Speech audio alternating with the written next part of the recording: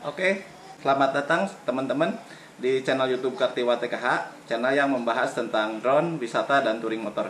Kali ini saya akan menampilkan bagaimana pengalaman saya mengecek drone ini sebelum terbang ya. Apa yang harus diperhatikan karena drone ini perlu terbang secara aman ya. Teman YouTube, yang pertama saya membuat list ya. List itu biasanya saya simpan di HP dan saya baca dulu sebelum menerbangkan apakah semuanya checklistnya sudah tersiapkan dengan rapi gitu atau tidak. Yang pertama, apa checklist yang wajib yang harus diketahui bagi drone pemula ya, pilot drone pemula. Ini yang pertama ya. Oh iya, teman YouTube, bagi kalian yang masih newbie, tolong perhatikan ini. Tapi kalau kalian sudah expert, ya mungkin dilewati boleh atau ditonton sampai selesai ya.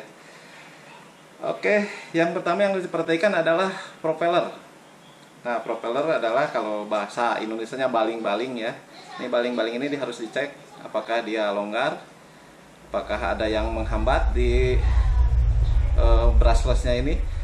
Kita lihat apakah ada kotoran yang nyangkut di brushless. Nah, itu harus dicek sebelum terbang. Nah, baling-baling ini dilihat juga apakah dia tergores. Kalau misalnya tergoresnya terlalu dalam atau ada robekan, sebaiknya diganti ya propeller ini, karena ini sangat riskan ya kalau kita sedang terbang di atas, kalau propellernya ada masalah ya. Yang kedua yang harus diperhatikan adalah kondisi baterai ya.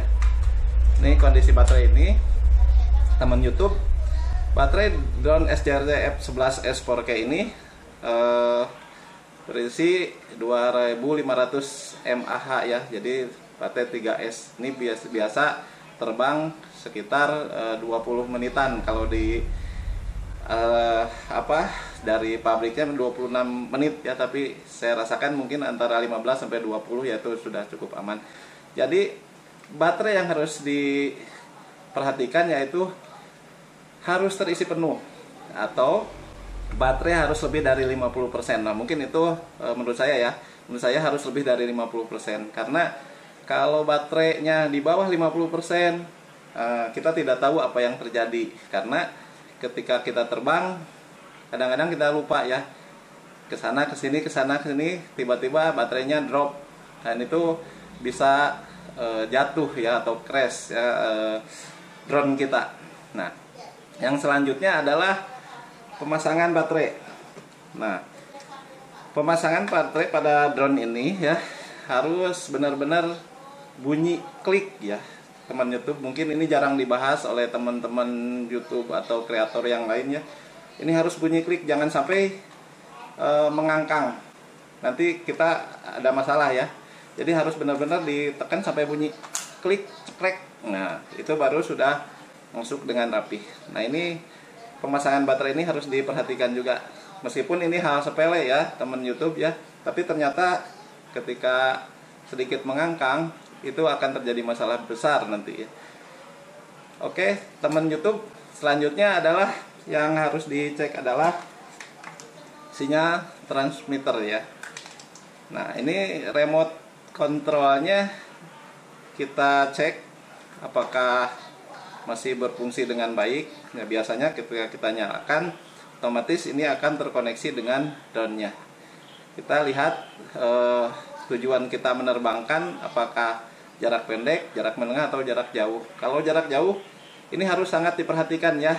Termasuk baterai yang ada di sini, yang ada di remote. Kita baca dulu baterainya, harus lebih dari 50%, kalau bisa 100% untuk jarak jauh ya. Itu wajib, karena nanti kita kehilangan sinyal di jarak yang jauh. Meskipun sebetulnya drone ini sangat aman ya. Jadi kalau kita kehilangan kontak dengan remote, otomatis dia akan kembali. Nah, tapi masalahnya teman-teman ya, kalau teman-teman lihat, masalahnya ada di ini ya, teman YouTube. Ketika ini habis, nah, si drone itu kan akan kembali ya RTH. Ketika RTH, kita tidak bisa memprediksi ya RTH-nya apakah dia bergeser 1 meter, 2 meter atau tepat. Nah, kalau tanpa drone, nah kita tidak bisa mengendalikan lagi. Jadi dia turun, landing di mana saja nanti. Jadi kalau misalnya pakai remote, kita bisa stop RTH-nya, terus kita luruskan dulu dengan posisi kita, baru kita tangkap drone-nya. Nah seperti itu teman YouTube ya. Jadi yang keempat adalah sinyal transmitter, ini harus diperhatikan. Yang kelima adalah kamera. Nah ini kamera. Yang pertama yang harus diperhatikan adalah buka tutup gimbalnya ya untuk SJRC ini. Nah kamera, kita lihat ya di kamera ini apakah dia ada goresan atau tidak ya. Kalau misalnya ada goresan, itu harus kita ada yang diganti ya depannya ya, yang sudah tergores itu ada, tapi kebetulan ini tidak ada ya, masih bersih. Terus kita lap kalau misalnya kotor, dan kita lihat kameranya. Kalau misalnya ada goresan yang terlalu dalam, biasanya akibat crash itu nanti hasilnya tidak sempurna ya. Nah selanjutnya dicek gimbal ya. Jadi gimbalnya itu kalau teman-teman perhatikan ya teman-teman, kalau gimbal lagi mati seperti ini, kita boleh gerakan seperti ini ya. Ini ginjalnya lagi mati. Jadi, tapi kalau ketika sudah on, ini nggak boleh kita goyang-goyangin, karena itu akan merusak gimbalnya teman YouTube. Nah ini hal-hal kecil yang mungkin kita perhatikan. Selanjutnya adalah selain kamera dan gimbal, kita harus periksa juga kaki-kaki drone ini ya. Nah ini kaki-kaki drone ini ketika kita membukanya, ini harus benar-benar bunyi klek, dan ini harus bunyi klek. Nah seperti ini. Karena kalau tidak sempurna seperti video saya yang ada di sini nih teman YouTube ya, tidak sempurna, mungkin agak sedikit seperti inilah, kurang sedikit.